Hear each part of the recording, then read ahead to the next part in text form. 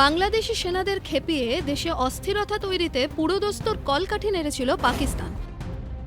2009-এর 25 ও 26শে ফেব্রুয়ারি হওয়া পিলখানা হত্যাকাণ্ড যার জ্বলন্ত দলিল। সলতে পাকতে শুরু করেছিল অনেকদিন আগে থেকে।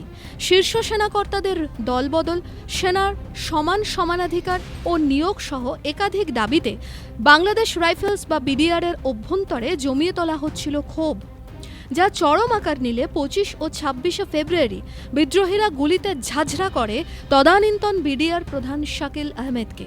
রেহাই দেয়নি তার পরিজনদেরও। ওই দুদিন সেনাকর্তাদের পাশাপাশি বহু অসামরিক ব্যক্তিও হত্যাকাণ্ডের শিকার হয়েছিলেন। সূত্রের খবর, হত্যাকাণ্ডের আগে 17 ফেব্রুয়ারি পাক সরকারের বিশেষ দূত হয়ে বাংলাদেশে আসেন জিয়া ইস্পাহানি। বাংলাদেশের তৎকালীন প্রধানমন্ত্রী শেখ হাসিনার সঙ্গে সাক্ষাৎ করে তিনি যুদ্ধাপরাধীদের বিচার না করার আবেদন জানান, কিন্তু হাসিনা ইস্পাহানিকে মুখের ওপর না বলে দেন। 2024-এর জুলাই আন্দোলনের পর ইউনূসের অন্তর্বর্তী সরকার ক্ষমতায় আসে। ফের নতুন করে পিলখানা হত্যা নিয়ে তদন্ত কমিশন তৈরি হয়। ইউনূসের অঙ্গুলি হেলনে সেই কমিশন চলত। সদা ভারত বিরোধী তৎকালীন বাংলাদেশের অন্তর্বর্তী সরকারেরই প্রধান পাকিস্তানের মন রাখতে পিলখানা হত্যাকাণ্ডে সুকৌশলে জড়িয়ে দেন ভারতকেও।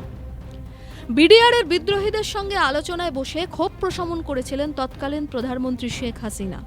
হত্যাকাণ্ডের সঙ্গে প্রত্যক্ষভাবে জড়িতদের ছাড়া বাকি বিদ্রোহীদের শান্ত করেন তিনি। পরে ঢাকার আদালতে দীর্ঘদিন ধরে পিলখানা হত্যার মামলা চলে। 2009-এর এই হত্যাকাণ্ডে প্রশ্ন অনেক। পাকিস্তানের দূত হয়ে আসা এই জিয়া ইস্পাহানি আসলে কে? সূত্রের খবর, তিনি পাক গুপ্তচর সংস্থা আইএসআই এর ঘনিষ্ঠ। শুধু তাই নয়, সেই সময় সদ্য ক্ষমতায় আসা হাসিনার সরকারকে অস্থিরতায় ফেলতে পাক গুপ্তচর সংস্থার ইন্ধন ছিল পুরোদমে। আইএসআই আসলে ইস্পাহানিকে দিয়ে প্রথমে প্রস্তাব পাঠায় যাতে যুদ্ধাপরাধীদের বিচার না হয়। তাতে কাজ না হওয়ায় বেগতিক বুঝে জড়িয়ে দেয় নয়াদিল্লিকে। মোদ্দা কথা, পুরোটাই পাকিস্তানের গেম প্ল্যান।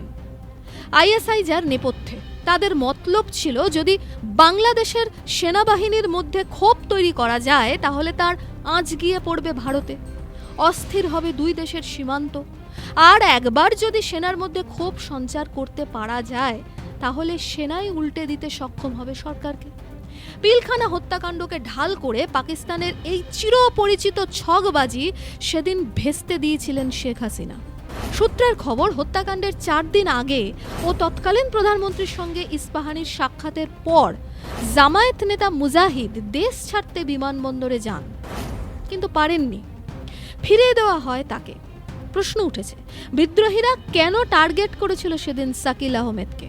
নেপথ্যে জজ মিয়া নাটকের পর্দাফাঁস, যে কাজে অগ্রগণ্য ছিলেন শাকিল। সূত্রের খবর, তিনি এবং 71-এর মুক্তিযোদ্ধার সন্তান গুলজার শহীদ হয়েছিলেন বিদ্রোহীদের হাতে। শাকিলদের হত্যার কলকাঠি নেড়েছিল সেদিন পাক গুপ্তচর সংস্থা আইএসআই। উদ্দেশ্য একটাই, পাকাপাকিভাবে মুখ বন্ধ করে দেওয়া। পিলখানা হত্যাকাণ্ডে অভিযুক্ত করা হয়েছে শেখ হাসিনা সহ আওয়ামী লীগের বহু শীর্ষকর্তাকে। সদ্য পাক প্রভাবমুক্ত করে শুদ্ধিকরণ করা হয়েছে বাংলাদেশ সেনার। দেশের অভ্যন্তরীণ কোনো বিষয়ে পাকিস্তানের কলকাঠি নাড়ানো কিংবা পাক প্রভাব বরদাস্ত করা হবে না বলে ইসলামাবাদকে কৌশলী ও রাজনৈতিক বার্তাও দিয়েছে ঢাকা। তবু থেকে গেছে ইউনূসের মেটিকিউলাস ডিজাইন, যে ছকেই পিলখানা কাণ্ডে নয়াদিল্লিকে জড়িয়ে ভারত বিরোধিতায় উস্কানি দেওয়া হচ্ছে। দেশের নয়া স্বরাষ্ট্রমন্ত্রী সালাউদ্দিন আহমেদ স্পষ্ট জানিয়েছেন, এই নিয়ে নতুন করে আর কোনো তদন্ত কমিশন গড়বে না সরকার। অর্থাৎ পিলখানা হত্যাকাণ্ড নিয়ে আর নতুন করে কোনো তদন্ত কমিশন তারেক রহমানের নতুন সরকার গড়বে না। এই হত্যাকাণ্ডের জল এখন কোন দিকে গড়ায় বলবে আগামী।